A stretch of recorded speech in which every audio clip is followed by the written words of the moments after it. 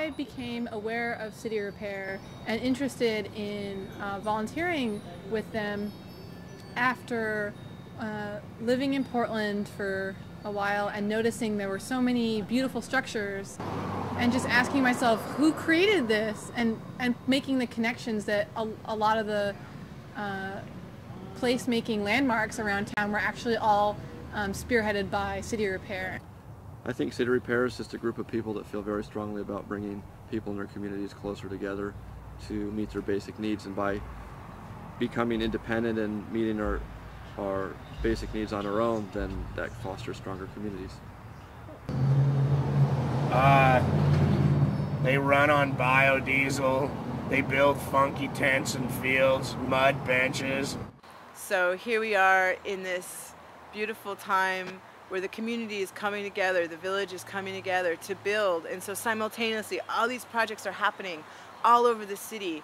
And that's just really powerful. That's the way that I think as community we used to come together to help each other build our houses and to farm together and to have that connection with each other's hearts and with the land. And so to me, I see City Repair Project and the Village Building Convergence as a way of reuniting community in a very solid way at a very ground rooting level. This year's Village Building Convergence consists of 29 permaculture and natural building sites all over the city. All these workshops during the day are free. You could spend 10 days learning more in 10 days than you probably did your entire institutionalized experience. Besides the intense hope and optimism, really a feeling of power in Portland, feeling that citizens can do great works. So just having faith in people, in a way I didn't have before. It's made me that much more consciously aware that it's better for me and better for the world when I pursue the things that bring me joy. Out of that motivation to find a way to fit those into making the world a better place. And I would say this to anybody who sees this: there is nothing that is more worth doing or more satisfying. From everything from the cob benches up to sustainable societies, it's a rapture of sorts to be involved in something so necessary and so fabulous. It's just been the most inspiring thing I've seen. Every year it's far more amazing than it is the year before. It's like every year a little more. It's getting, so that Portland's kind of dotted with these strange little incidences. So the VBC I think is great in terms of kind of bringing a lot of people together for a short period of time. I'll be happy when I see VBC happening year-round and nation, if not worldwide.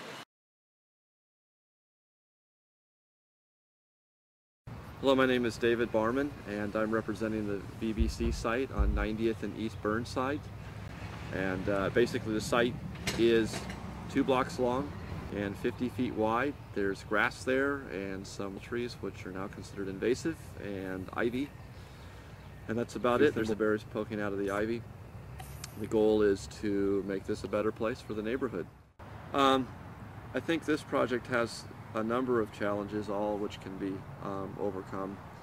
But I would say the first thing I really ran to was there's a lot of fear in the neighborhood, especially people that lived here a long time were really worried that people will come in and tear up the garden or the public space and make a mess. So that's been something I've had to really deal with. But I think now that people have started to get to know their neighbors a little bit and realize that there is a lot of solidarity here to do something really good, that the fears kind of melted away and people are able to really get a plan together and become proactive about making it a better place.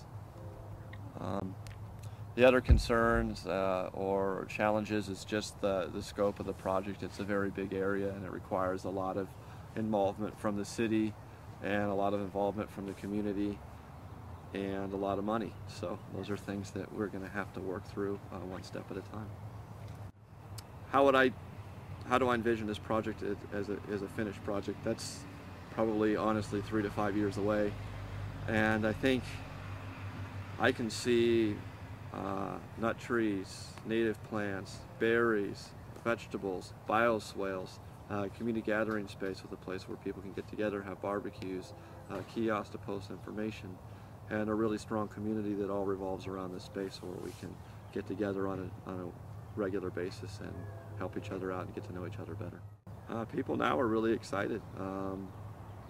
It's pretty emotional about it. It's pretty powerful when you see a group of people that have been living a block away from each other for 2 or 3 years and don't even know that they exist, and suddenly people realize they have skills and they have value, and you don't have to sit inside and watch TV and be really afraid of the outside world based on what the news tells you, but you can create any change you want in your own community.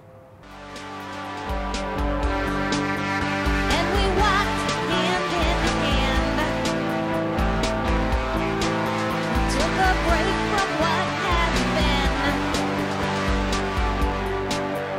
and we opened up our eyes, and we leaned to catch the wind, and we walked from place to place, and we talked about nothing.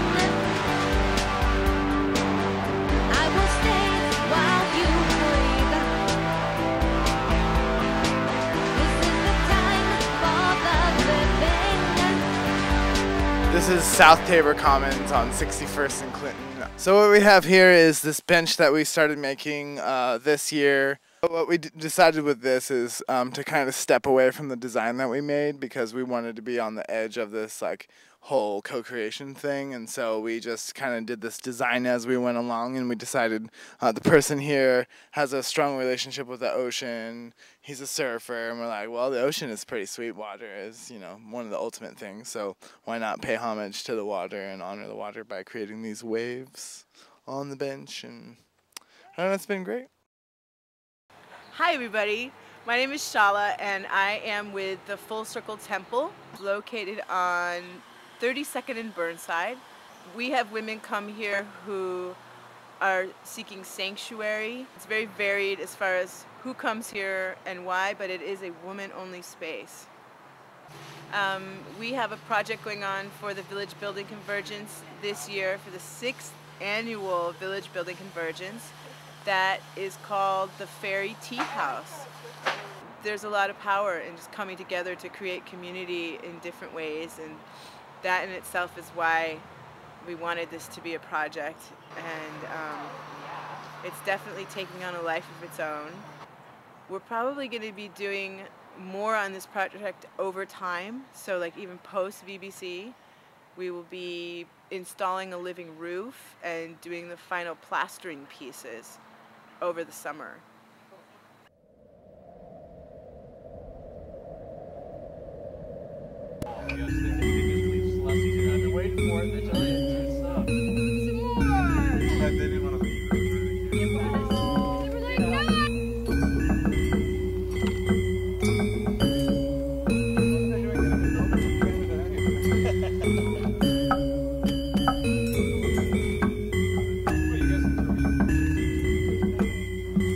Welcome to the Lighthouse. You know, other friends of mine in the Zen community had always said you can be a resident up at Dharma Rain for 2 years, and then if you're not going to ordain and become a priest, it's time to move on. And we had always talked about it'd be a great thing if there was this community where people were in spiritual practice and supporting that with each other, and they all also maybe had some sort of social engagement or social activism. And that was the idea of founding this community. And Don was one of the first people who signed on, and one of my first little gossamer winged dreamers who shared this vision. I remembered this one scene from a film that had been very influential to me in my college age called My Dinner with Andre.